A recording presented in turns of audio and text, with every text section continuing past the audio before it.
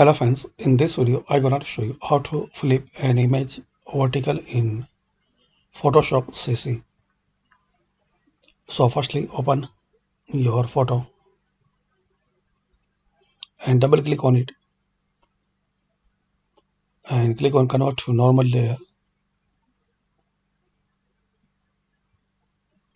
Now click on edit, work cursor to transform,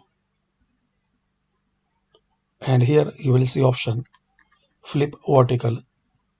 You can flip horizontal or vertical, so select vertical like this. Edit, transform and vertical, and there are some more options like rotate 180 degree, 90 degree clockwise, 90 degree counterclockwise. So hopefully guys you like this video. By this easy method we can know how to flip an image vertically in Photoshop CC. Thanks for watching this video.